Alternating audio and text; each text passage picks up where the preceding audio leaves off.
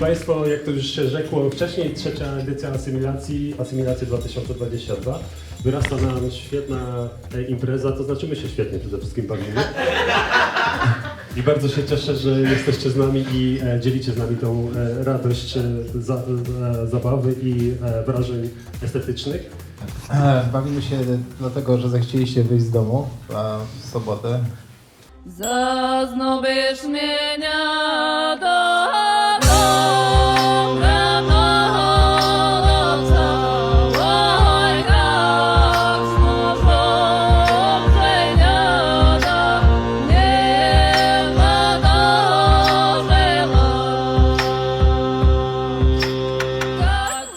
Czy kaszubski etnodesign dla Ciebie wciąż jest sexy? Tak. Tak, i powiem Wam szczerze, że to jest tak, że im dalej w las, tym więcej drzew, im bardziej coś człowiek robi, tym bardziej też po pewnym czasie zaczyna weryfikować, tak? I już nie ma takiego wow, chcę to robić cały czas w ten sam sposób, tylko zaczyna szukać i kombinować. To było 5 edycji tego etnodesignu. Ja sobie też pomyślałam, że fajnie by było przy tej okazji promować też i kul, rękodzieło ludowe, tradycyjne, tak? Ale też i naszych muzyków i to, co się dzieje dookoła. I pamiętam 10 lat temu ja miała swój pierwszy t-shirt z napisem Kasieba. I była zaprojektowana, i była blokła i szła spacerem po Gdańsku i ja miała trema wszędzie w list, co ledze pomyślał, że ją Kasiebę. I teraz jest o tej głupi. Jak my myślimy etnodesign kasiepści, to ma to wszystkim kojarzy z tym, że gdzie zbodze wzór kasiepściego wysiwu. I co zastanawiam się, to jedno musi być to, czy ten etnodesign kasiepści może też zyskiwać z czego innego. Wśród kasiepściego dziedzictwa jest wiele sortów kunsztu i to zalego tak richtig od tego, z czego można tworzyć. Tak richtig, no bardziej mnie inspiruje język.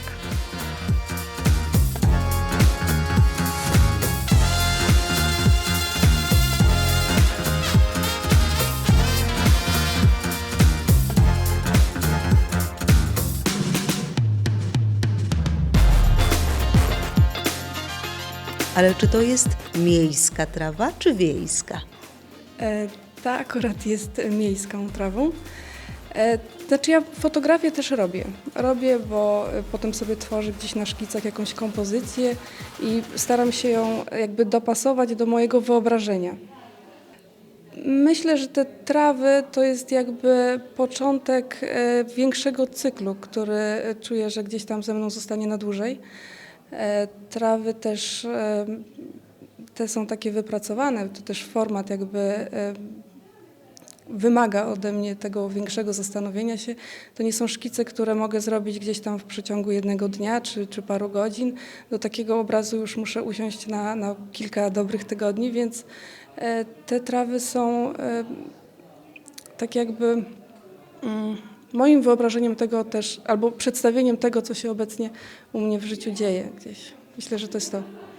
Wydaje mi się, że wiele osób nie docenia tego, co mamy tak blisko, bo to jest właściwie każdy ma gdzieś dostęp do takich traw wokół siebie.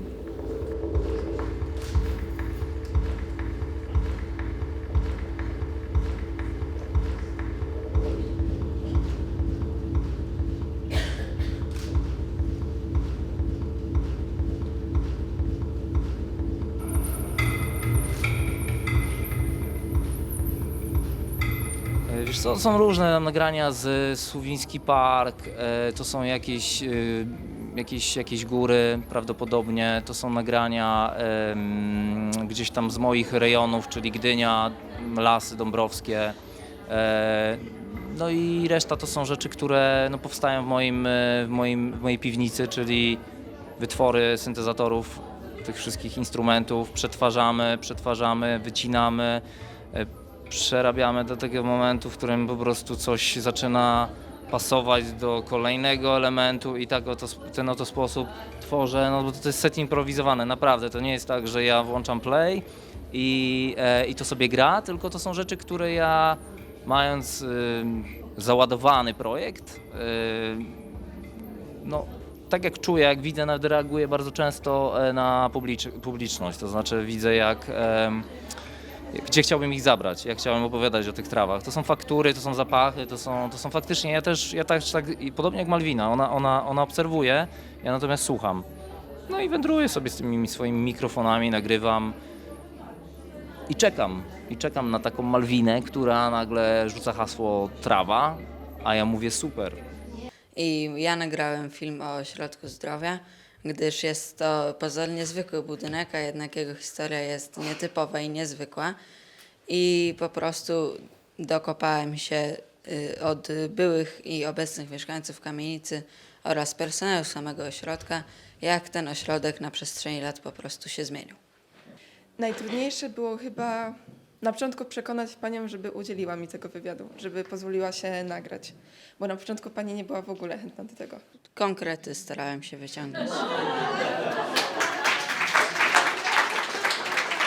Był przewodniczący ostatnią kadencję przed przeniesieniem, przed rozwiązaniem terminu. Teraz Zbigniew, urodzony w doma, nawet to nie było.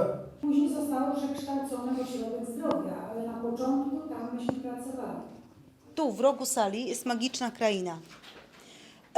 W kulu znajduje się nieprzebrana, i to dosłownie nieprzebrana ilość rzeźb twórców ludowych i czasami nie ma aż powierzchni, na której można je wszystkie pokazać, a czasami po prostu trzeba je pokazać w sposób nowy.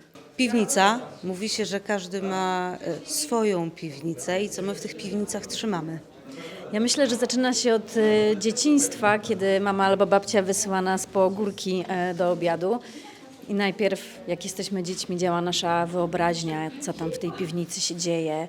I trochę boimy się pójść po te ogórki. A tak naprawdę później to już są takie nasze wewnętrzne, mentalne piwnice, jak już jesteśmy dorośli, gdzie tak naprawdę żyją i nasze demony, i nasze strachy, i coś, co nas gdzieś tam wewnętrznie martwi, trapi. Tak naprawdę to, czego się boimy. Ty pozamykałaś w tych słoikach i tam się kiszą w tej naszej duchowej piwnicy różne rzeczy są pozamykane w nas. Co to może być? Tam jest ptak, czyli symbol wolności. Jest starość pozamykana w słoikach.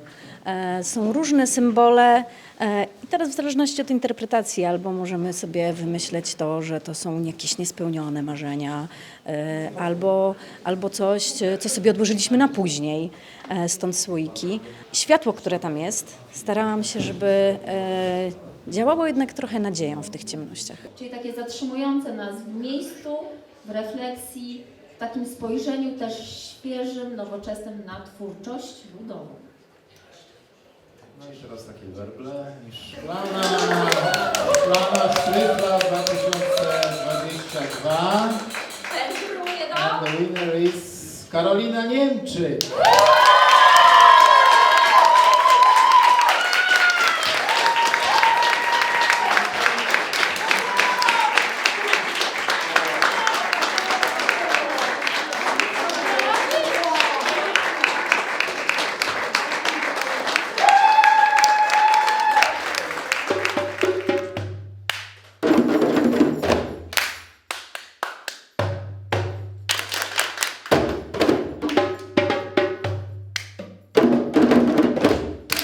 Czy każdy potrafi bębnić? Każdy, kto ma serce, które bije, myślę, że potrafi. Tak naprawdę to myślę, że jest około, nie wiem, 1, może 2% populacji, która totalnie nie ma słuchu ani poczucia rytmu.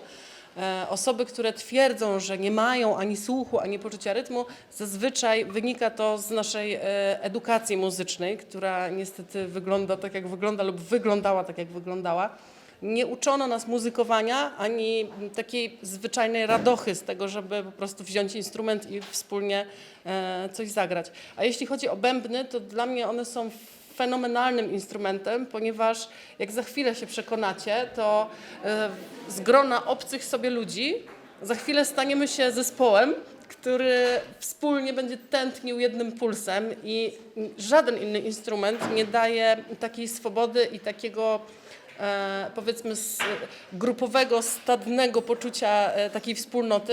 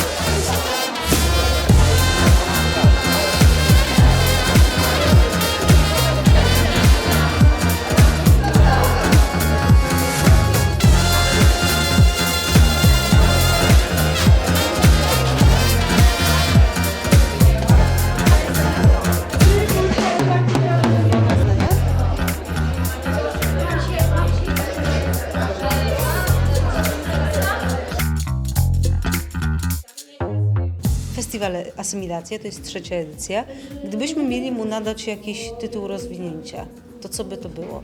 Spotkanie ludzi kreatywnych? Co to jest? Ktoś kiedyś powiedział, że KUL to jest miejsce, gdzie człowiek spotyka człowieka. I tak, to jest właśnie ten festiwal. Nie tylko to działanie KUL-u, ale tutaj człowiek spotyka człowieka, bardzo różny człowiek spotyka różnego człowieka. Ten kolorowy spotyka tego ubranego na czarno i w bardzo różnych spotykamy się tutaj odmianach człowieczeństwa i to jest świetne i ten festiwal jest właśnie po to. Znaczy nas zdumiewa chyba cały czas to, ile ludzi takich ogarniętych i zdolnych mieszka wokół albo są w sieciach naszych znajomych i przyjaciół i współpracowników i tak dalej, więc nie mamy jakiegoś masterplanu, że tam trafiamy do tych, a nie innych.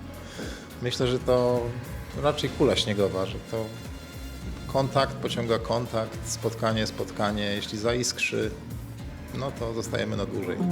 Ogary, szczekajcie ogarom, jak zwykle w wielu donacjach.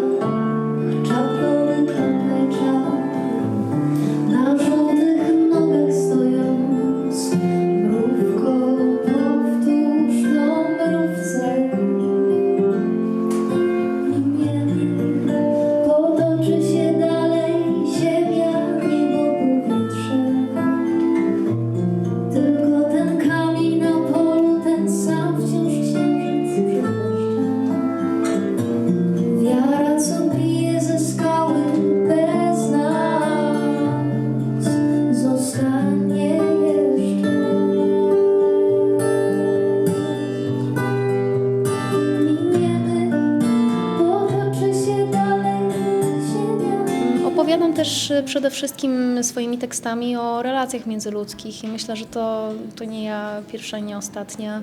Myślę, że w tym też łączymy się nieco z Osiecką duchowo, bo gdzieś tam jest nam obu po drodze właśnie pisanie o tym,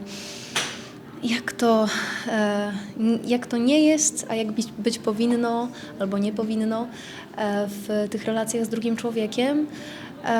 Myślę, że to przede wszystkim gdzieś tam najbardziej mnie nurtuje ze względu też na okres w moim życiu, jakim jest to dorastanie, to tak naprawdę wchodzenie w dorosłość, więc to na pewno zdominowało jakby moją twórczość.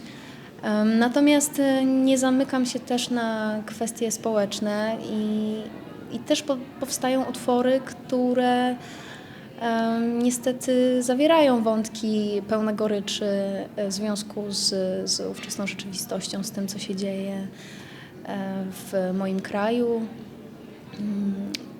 w regionie, w którym aktualnie funkcjonuję.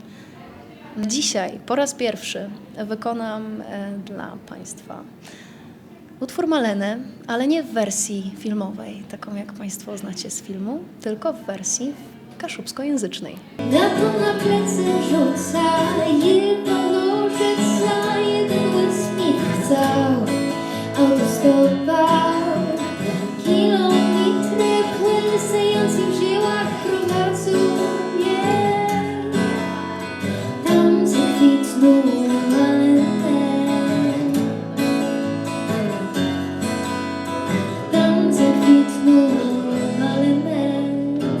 Staramy się po prostu bawić muzyką i jest to muzyka ogólnie, można tak przyjąć, że jest to rock and roll. Tyle, że na 2 basy i tak jak stwierdziłaś, no możemy się spodziewać głębokich basowych częstotliwości. Ciężko jest czasami dotrzeć do takich bardzo fajnych, lokalnych kolektywów, które poza rozwojem kultury lokalnej stawiają też jeszcze na ten dodatkowy walor, jakim jest właśnie otwarcie się na gatunek muzyki ekstremalnej, jaką jest bass and roll.